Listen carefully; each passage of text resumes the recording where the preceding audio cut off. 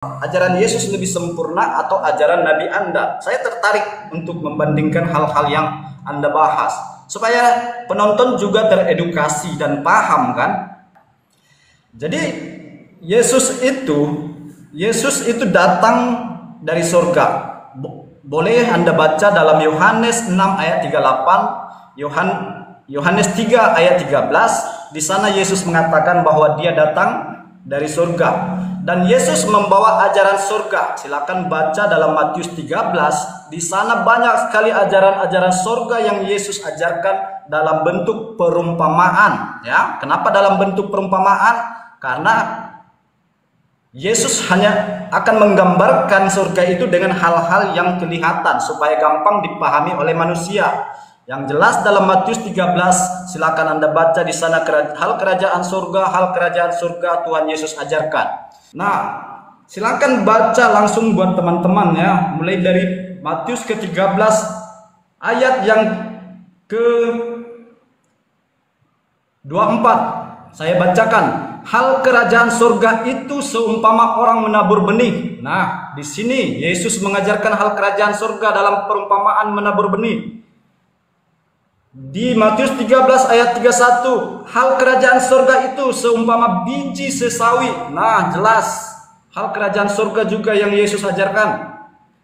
Dalam Matius 13 ayat 44, hal kerajaan surga itu seumpama harta yang terpendam di ladang. Nah, hal kerajaan surga lagi ada banyak benar-benar, dan Yesus juga mengatakan bahwa dia datang dari surga. Itu boleh kita baca dalam Yohanes 6 ayat 38. Aku telah datang dari surga. Dan dalam Matius 5 ayat yang ke-17 sampai ke-48, di sana juga Tuhan Yesus merevisi ajaran Taurat dengan ajaran surga. Salah satu contoh saya kasih ajaran Taurat yang direvisi oleh Tuhan Yesus. Salah satu contoh saya baca langsung dalam Matius 5 ayat yang ke-38 ya, supaya jangan dianggap ngarang. Oke? Ini salah satu ajaran Taurat yang direvisi oleh Tuhan Yesus. Matius 5 ayat yang ke-43. Saya baca ya buat teman-teman. Yesus berkata, "Kamu telah mendengar firman di dalam Taurat," nih maksudnya, "kasihilah sesamamu manusia dan bencilah musuhmu." Jadi di dalam Taurat itu kasihi sesamamu dan bencilah musuhmu. Tetapi aku berkata kepadamu, kata Yesus, kasihilah musuhmu juga dan berdoalah juga bagi mereka yang menganiaya kamu. Karena dengan demikianlah kamu akan menjadi anak-anak Bapamu yang di surga. Dari ayat ini kita bisa menyimpulkan dua hal. Yang pertama, ajaran Taurat direvisi oleh Yesus dengan ajaran surga. Kenapa saya bilang ajaran surga? Poin yang kedua dikatakan di sini, supaya dengan demikianlah kamu menjadi seperti anak-anak Bapa yang di surga. Jadi sudah jelas bahwa itu adalah ajaran surga. Karena tujuan ajaran itu diajarkan kepada murid-muridnya supaya murid-muridnya menjadi sama dengan anak-anak Bapa yang di surga. Nah, kita katakanlah seandainya kita mengikuti ajaran Taurat. Contoh, kita katakan ajaran Taurat yang saya baca tadi, kasihilah sesamamu dan bencilah musuhmu. Kira-kira itu di level mana? Sempurna atau enggak? Pasti tidak. Orang tanpa agama pun, orang ateis pun, yang tidak mengenal Allah pun mengajarkan itu. Mengasihi sesama, membenci musuh. Makanya Yesus datang untuk menggenapi dan menyempurnakan supaya kita ini berbeda, menganut ajaran surga. Makanya Tuhan Yesus katakan, tetapi kasihi jugalah musuhmu dan doakan orang yang menganiaya kamu. Tujuannya apa? Dikatakan Yesus di situ. Jelas tujuannya dalam ajaran itu. Dengan demikianlah kamu menjadi anak-anak Bapamu yang di surga, yang menerbitkan matahari bagi orang yang jahat dan orang yang baik, dan menurunkan hujan bagi orang yang benar dan orang yang tidak benar. Jadi Yesus mengajarkan supaya kita memiliki sifat-sifat Allah Bapa. Allah Bapa sendiri mengasih hujan dikatakan kepada orang jahat dan orang benar. Kepada orang yang menyembah Dia, bahkan orang yang tidak menyembah Dia pun diberi sinar matahari pagi.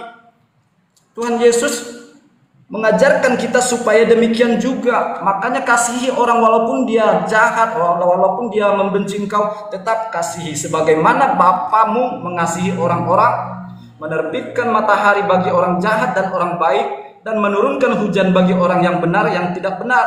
Apabila kamu mengasihi sesamamu, apakah upahmu? Bukankah pemungut cukai juga berbuat demikian? Dan apabila kamu hanya memberi salam kepada saudara-saudaramu saja, apa lebihnya kamu dari orang lain? Seorang yang tidak mengenal Allah pun berbuat demikian.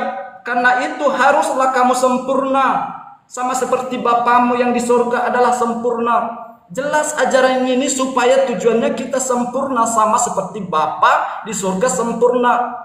Mengasihi orang yang jahat dan baik, memberi hujan kepada orang yang menyembah Dia dan tidak menyembah Dia. Nah, itulah makanya saya katakan Tuhan Yesus merevisi hukum Taurat, menyempurnakan hukum Taurat. Ada banyak contoh juga di sini, Bang Ferry. Banyak sekali ajaran Taurat yang direvisi oleh Yesus. Salah satunya juga di poin yang ke-38. Dalam Taurat mengatakan gigi ganti gigi, mata ganti mata. Tetapi Yesus mengatakan apa? Janganlah kamu melawan yang berbuat jahat kepadamu, melainkan siapapun yang menampar pipi kananmu, berilah juga pipi kirimu.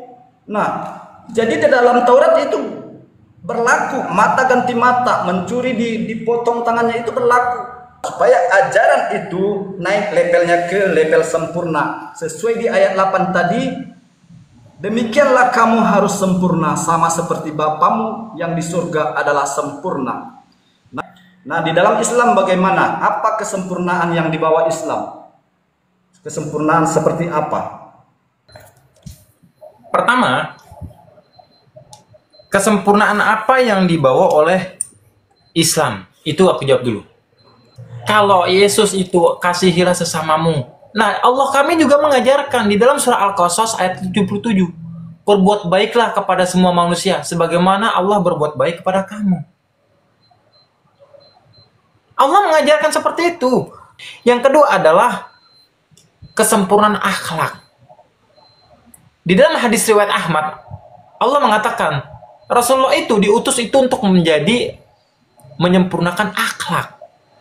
Itulah proses kesempurnaan, makanya Al-Quran itu dikatakan penyempurna dari kitab-kitab sebelumnya.